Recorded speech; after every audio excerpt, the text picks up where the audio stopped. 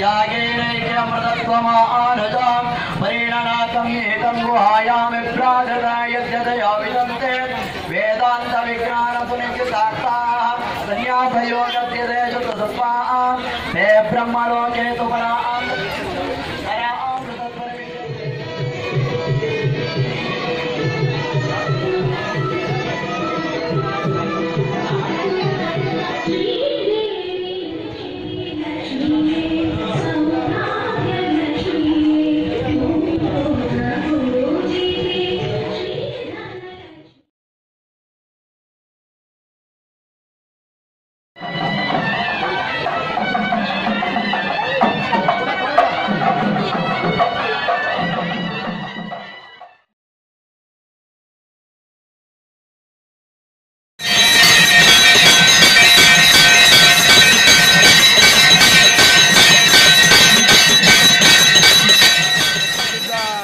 ಚೋಳರ ಕಾಲದಲ್ಲಿ ಇರ್ತಕ್ಕಂಥ ಬಸವೇಶ್ವರ ಸ್ವಾಮಿ ದೇವಸ್ಥಾನ.